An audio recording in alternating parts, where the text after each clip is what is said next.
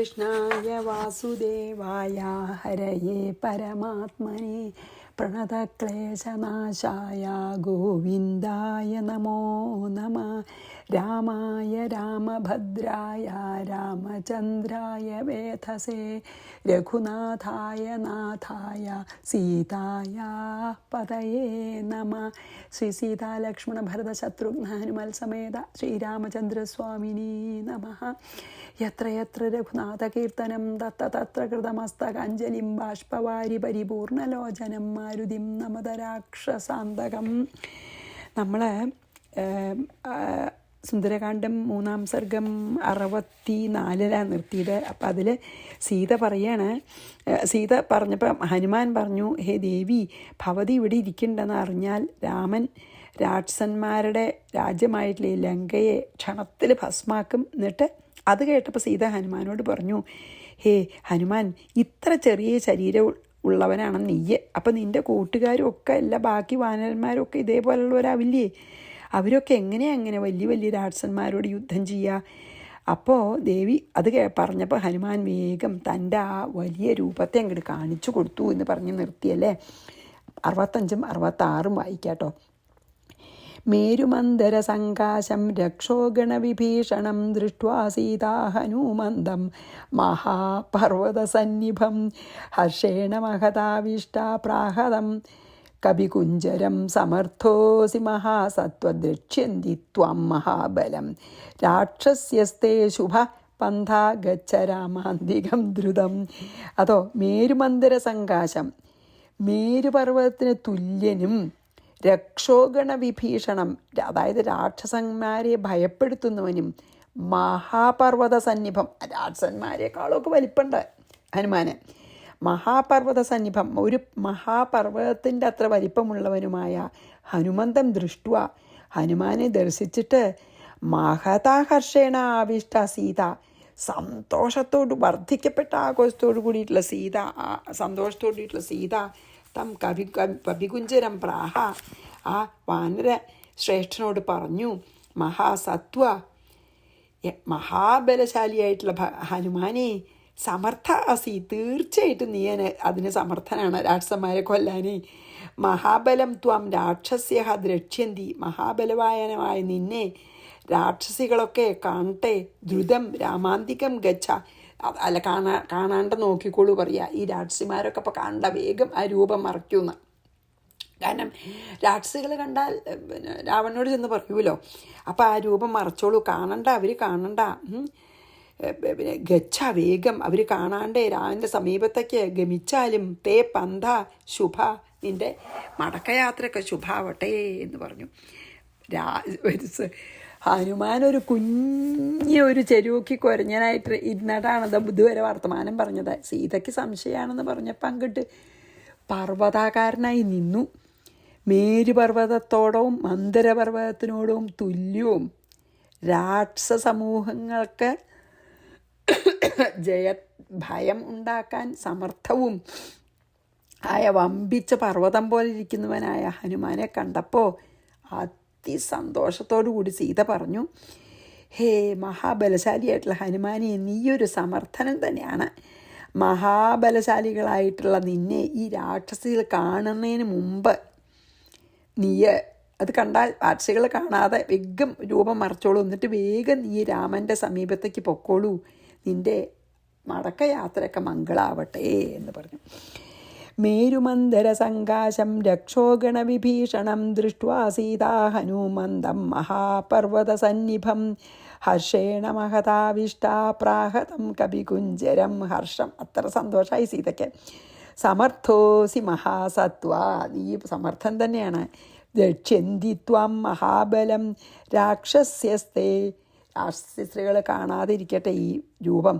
ശുഭ പന്ഥാ ഗച്ഛ രാമാന്തികം ദ്രുതം, വേഗം, ദ്രുതം വേഗം രാമൻ്റെ അടുത്തേക്ക് പോയിട്ട് നിൻ്റെ യാത്ര ശുഭമാവട്ടെ. 67 തൊണ്ട. ബുഭുക്ഷിത കവിപ്രാഹദർശനാൽ പാരണം മമ ഭവിഷ്യതി ഫലൈഃ സർവൈസ്തവ ദൃഷ്ടൗ സ്ഥിതൈർഹി മേ. ബുഭുക്ഷിതം കവിഃ പ്രാഹ, അതായത് വിശക്കുന്നുണ്ടപ്പോഴേ ഇതുവരെ ഒന്നും കഴിച്ചിട്ടില്ല. കാര്യസാധ്യത്തിനായിട്ട് പുറപ്പെട്ടതിന് ശേഷം ഇപ്പോൾ മൈനാകമൊക്കെ കുറച്ച് വിശ്രമം തീർത്ത് ധാരാളം ഫലമൂലാദികൾ കഴിച്ചു പൊക്കോളൂ എന്ന് പറഞ്ഞപ്പം മൈനാകത്തിനോട് എന്താ പറഞ്ഞ്, ഈ രാമകാര്യം സാധിച്ചിട്ടേ ഞാൻ എന്തെങ്കിലും ഭക്ഷണം കഴിക്കുള്ളൂ, ഇത് ശരിയല്ല, അനുചിതാണ് അപ്പം കഴിക്കണ പറഞ്ഞ് ഒന്നും കഴിച്ചിട്ടില്ല കുറേ നേരമായിട്ടേ. അപ്പം വിശക്കണ്ടേ, അതാണ് പറഞ്ഞത്. അപ്പം ഭയങ്കര വിശപ്പുള്ള ഹനുമാൻ പറഞ്ഞു, ദർശനാൽ, അതായത് അങ്ങയുടെ ദർശനം കാരണം, തവ ദൃഷ്ടൗ സ്ഥിതൈഹി സർവൈഹി ഫലൈഹി, അങ്ങയുടെ ദൃഷ്ടിയിൽ സ്ഥിതങ്ങളായ സർവഫലങ്ങൾ കൊണ്ട് മമ പാരണം ഭവിഷ്യതി, എൻ്റെ വിശപ്പ് ഞാൻ അടക്കുന്ന. അതായത് വിശന്ന് പൊരിഞ്ഞിട്ടുള്ള ഹനുമാൻ പറഞ്ഞു, ഹേ ദേവിയെ കണ്ടു കഴിഞ്ഞൂലോ അപ്പം ഞാൻ, ഇനി എനിക്ക് അല്പം ഭക്ഷണം കഴിക്കരുതേ, എൻ്റെ കയ്യിലൊന്നും. അപ്പോൾ ഭഗവാൻ അപ്പം ഹനുമാൻ തന്നെ പറയാണ്, എനിക്ക് വിശന്നിട്ട് വയ്യ, അപ്പം രാമകാര്യം സാധിച്ചു, ദേവിയെ കണ്ടു, ഇനി എനിക്കെന്തെങ്കിലും കഴിക്കാമല്ലോ, എന്നാൽ എനിക്ക് തരാനായിട്ട് ദേവിയുടെ ഒന്നുമില്ല എന്നുള്ള ചിന്തയൊന്നും വേണ്ട. എന്താ വെച്ചാൽ ദേവിയുടെ ദൃഷ്ടിയിൽ ഈ കണ്ണിൻ്റെ മുമ്പിൽ നിൽക്കണ ഈ ധാരാളം ഫലവൃക്ഷങ്ങളുണ്ട്. അശോകവനല്ലേ, അവിടെ നല്ല ഫലവൃക്ഷങ്ങളും ഉണ്ട്. ദേവിയുടെ കണ്ണിൻ്റെ മുമ്പിലുള്ള ഫലങ്ങളൊക്കെ തിന്നിട്ട് ഞാൻ എൻ്റെ വിശപ്പ് നശിപ്പിച്ചോളാം, അല്ലെങ്കിൽ വിശപ്പ് അടക്കിക്കോളാം എന്ന് പറയാണ് ഹനുമാൻ. അതായത് ദേവി തരുമൊന്നും വേണ്ട, എനിക്ക് വിശക്കുണ്ട്, രാമകാര്യം സാധിച്ചു, എനിക്ക് കഴിക്കാം, ഇനി കഴിക്കരുതേ, പക്ഷെ ദേവി തരുമൊന്നും വേണ്ട, അതായത് ദേവിയുടെ മുമ്പിൽ തന്നെയുള്ള ഈ ഫലവൃക്ഷങ്ങളത്തെ ഫലങ്ങളൊക്കെ തിന്ന് ഞാൻ വിശപ്പ് അടക്കിക്കോളാം എന്ന്. ബുഭുക്ഷിത കബിപ്രാഹ ദർശനാൽ പാരണം മമ ഭവിഷ്യതി ഫലൈഹി സർവൈസ്തവ ദൃഷ്ടൗ സ്ഥിതൈർഹിമേ തഥേത്യുക്തഃ സ ജാനക്യാ ഭക്ഷയിത്വാ ഫലം കപിഃ തതഃ പ്രസ്ഥാപിതോ ഗച്ഛജ്ജാനകിം പ്രണിപത്യ സഹ കിഞ്ചിദ്ദൂരമഥോ ഗത്വാ സ്വാത്മന്യേവാനുചിന്തയത് തഥ ഇതി ജാനക്യ ഉക്തഃ സ കപി. ഇപ്രകാരം ജാനകിയോട് പറഞ്ഞതിന് ശേഷം വാനരൻ ഹനുമാൻ ഫലം ഭക്ഷയിത്വ, ഫലത്തെ ഭക്ഷിച്ചിട്ട്, തഥ പ്രസ്ഥാപിതഃ സ, അതിനുശേഷം ജാനകിയും പ്രണിപത്യ, അപ്പോൾ അവിടെ മുമ്പിൽ നിൽക്കണ ഫലപക്ഷത്തു നിന്നൊക്കെ കുറച്ച് വിശപ്പൊക്കെ അടങ്ങി, എന്നിട്ട് ജാനകിയെ നമസ്കരിച്ച് അഗച്ഛത് പോയി, കിഞ്ചിത് ദൂരം ഗത്വ, കുറച്ച് ദൂരം പോയിട്ട്, അഥ സ്വാത്മനി ഏവ, അതിനുശേഷം സ്വാത്മാവിൽ തന്നെ അനുചിന്തിച്ചു. എന്താ വെച്ചാൽ അങ്ങനെ സീത തിന്നോളൂ പറഞ്ഞപ്പോൾ അവിടെ അടുത്ത് നിൽക്കണ ഫലമൊക്കെ ഭക്ഷിച്ചു. ഇനി പോയി പൊക്കോളൂ എന്ന് സീത വീണ്ടും യാത്ര അയച്ചപ്പോൾ എന്താ ചെയ്ത ഹനുമാൻ, സീതാദേവിയെ നമസ്കരിച്ചിട്ട് ആ സീത ഇരിക്കണ സ്ഥലത്ത് നിന്ന് അല്പം ദൂരത്ത് ചെന്ന ശേഷം തന്നെ ആലോചിച്ചു, ഇങ്ങനെ ഇങ്ങോട്ട് പോയാൽ പറ്റില്ല എന്നുള്ള നിലയ്ക്ക് താൻ വന്നതിന് ഇവിടെ ഒരു ഇതുണ്ടാക്കി തീർത്തിട്ട് പോവാം എന്നുള്ള ആലോചിക്കുകയാണത്. അത് ആലോചിക്കുക. നേരം ഇങ്ങോട്ട് പോണതിന് പകരേ തഥേത്യുക്തഃ സ ജാനക്യ ഭക്ഷയിത്വാ ഫലം കപി തത പ്രസ്ഥാപിതോ ഗച്ഛ ജാനകിം പ്രണിപത്യ സഹ കിഞ്ചിദ്ദൂരമഥോ ഗത്വാ സ്വാത്മന്യേവാനുചിന്തയത്, സ്വയം ഇരുന്ന് ചിന്തിച്ചു. ഇനി 3 ശ്ലോകം. കാര്യാർത്ഥമാഗതോ ദൂത സ്വാമി കാര്യാവിരോധത അന്യത് കിഞ്ചിദസമ്പാദ്യ ഗച്ഛത്യഥമ ഏവ സഹ അതോഹം കിഞ്ചിദന്യച്ച കൃത്വാ ദൃഷ്ട്വാ ധരാവണം സംഭാഷ്യ ച തതോ രാമദർശനാർത്ഥനം വ്രജാമ്യഹം ഇതി നിശ്ചിത്യ മനസാ വൃക്ഷഷണ്ഡാൻ മഹാബലഃ ഉൽപ്പാട്യാശോകവനികം നിർവൃക്ഷാമകരോത് ക്ഷണാത്.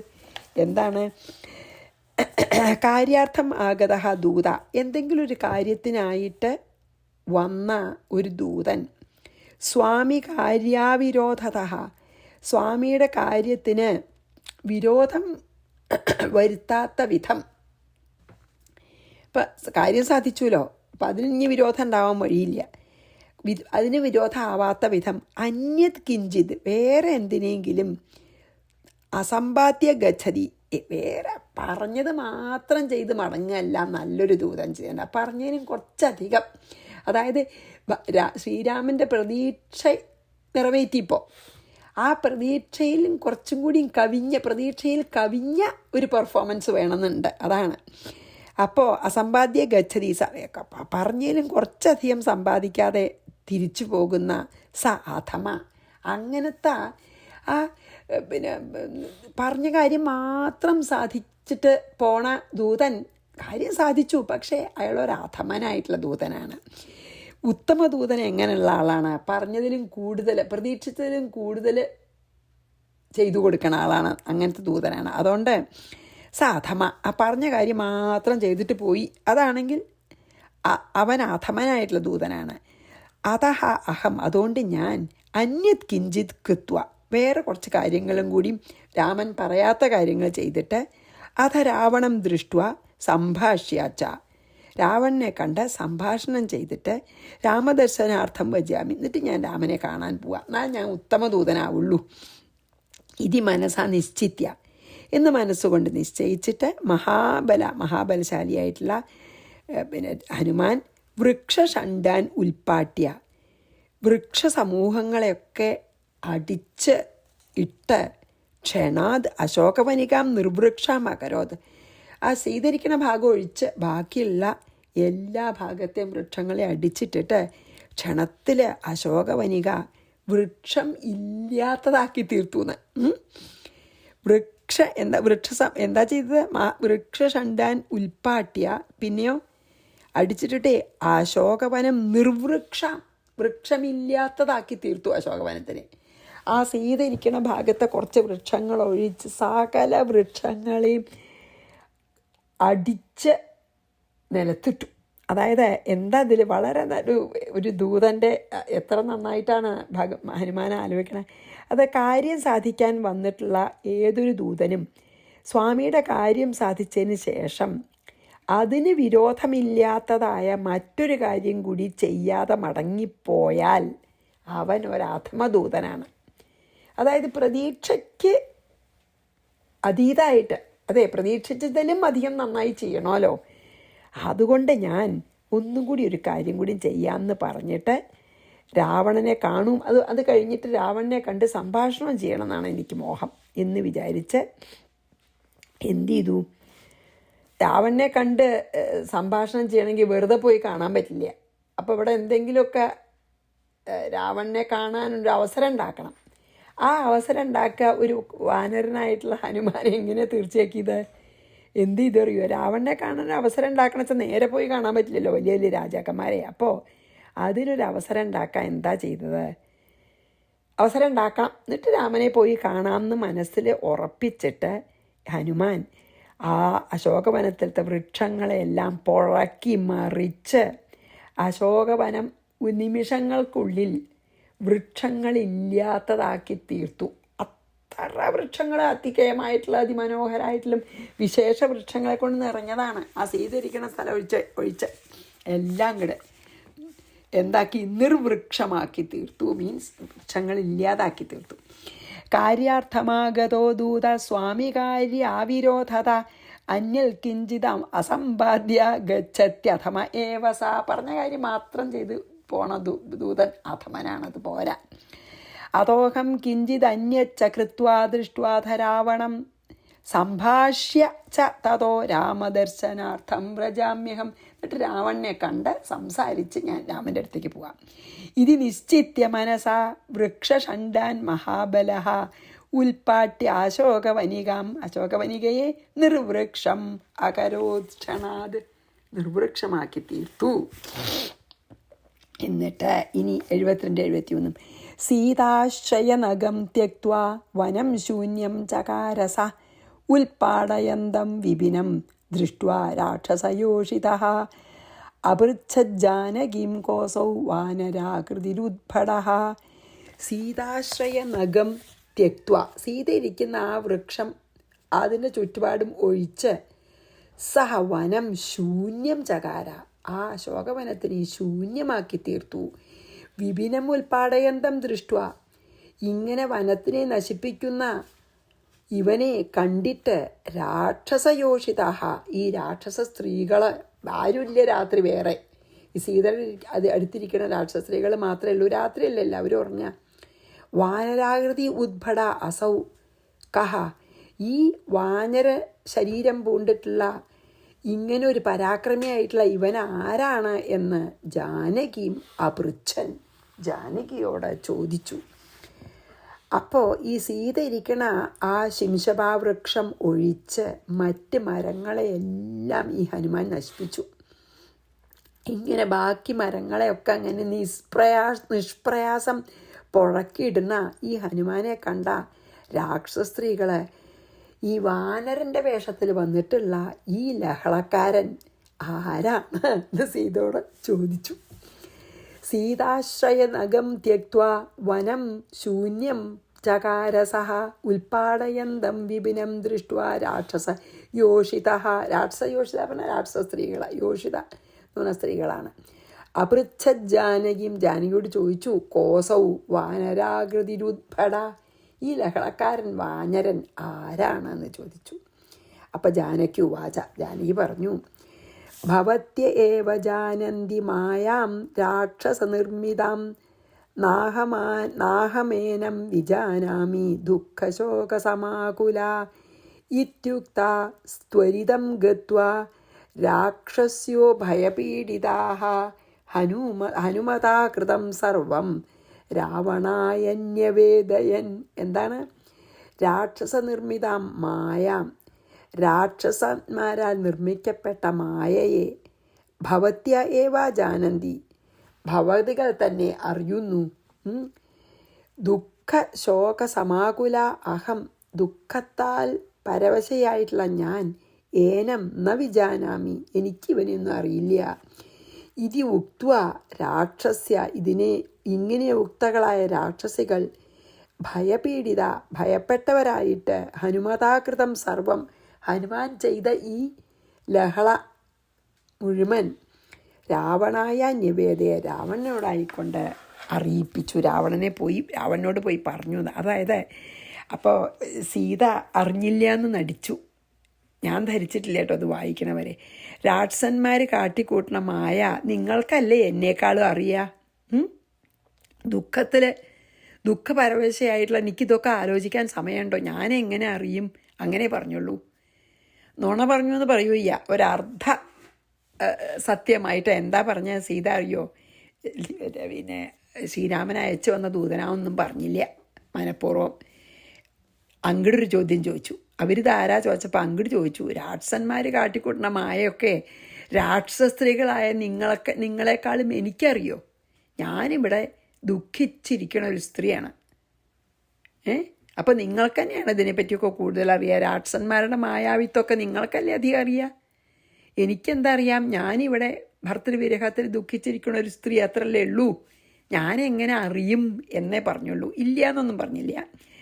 അങ്ങനെ സീത നിങ്ങൾക്ക് തന്നെയാണ് അധികം അറിയുക, എനിക്കെങ്ങനെ അറിയാൻ എന്ന് ചോദിച്ചപ്പോൾ രാക്ഷസികൾ പേടിച്ചിട്ട്, അവർക്ക് എന്താണെന്നറിയില്ല, അവർക്കും ഇപ്പോൾ രാവണൻ്റെ മായയാണെന്നൊന്നും മനസ്സിലായിട്ടില്ല. വെച്ചാൽ രാവണൻ്റെ മായ അല്ല എന്ന് മനസ്സിലായിട്ടില്ല, ഒന്നും മനസ്സിലായിട്ടില്ല. അപ്പം അവർ വിറച്ചുകൊണ്ട് രാവണൻ്റെ അടുത്ത് ചെന്ന് ഹനുമാൻ ചെയ്ത ഈ അക്രമങ്ങളെയൊക്കെ പറഞ്ഞ് കേൾപ്പിച്ചു എന്നാണ് ഇതിൽ പറഞ്ഞത് കേട്ടോ. അപ്പം നമുക്ക് ഭവത്യ ഏവ ജാനന്തി, അതൊരു അത്ഭുതമാണ് കേട്ടോ. എനിക്കത് മറ്റേൽ പറഞ്ഞിട്ടുണ്ടാവും, പക്ഷേ എനിക്കത്ര ഉള്ളിക്കൊണ്ടിട്ടുണ്ടായിരുന്നില്ല. ഭവത്യ ഏവ ജാനന്തി മായാം രാക്ഷസനിർമ്മിതാം നാഹമേനം വിജാനാമി ദുഃഖശോകസമാകുല ഇത്യുക്താസ്ത്വരിതം ഗത്വാ രാക്ഷസ്യോ ഭയപീഡിതാഃ ഹനുമതാ കൃതം സർവം രാവണായന്യവേദയൻ. നിങ്ങൾക്കല്ലേ മായാവിത്വം മുഴുവൻ അറിയുക, രാക്ഷസന്മാരുടെ മായാലീലകളൊക്കെ നിങ്ങൾക്കല്ലേ അധികം അറിയുക എന്ന് പറഞ്ഞപ്പോൾ അവർ പിന്നെ സീതയോടൊന്നും ചോദിക്കാൻ നിന്നില്ല. ഉണ്ടായ കാര്യമൊക്കെ അവിടെ പോയി പറഞ്ഞു. ഇനി 76. ദേവ കശ്ചിൻ മഹാസത്വോ വാനരാകൃതി ദേഹഭൃത് സീതയാ സഹ സംഭാഷ്യ ഹൃശോകവനികാം ക്ഷണാത് ഉൽപ്പാട്യ ചൈത്യപ്രാസാദം ബഭഞ്ജാമിത വിക്രമഃ. ദേവ, ഹേ മഹാരാജാവേ, വാനരാകൃതി ദേഹഭൃത് കശ്ചിത് മഹാസത്വ, വാനരാകൃതിയിലുള്ള ദേഹം ധരിച്ചിട്ട് ഒരു മഹാഭൂതം, ഒരു പർവ്വത തുല്യനായിട്ടുള്ളൊരു വാനരൻ സീതയാ സഹ സംഭാഷ്യ, സീതയോടുകൂടി കുറച്ചു നേരം വർത്തമാനമൊക്കെ പറഞ്ഞു.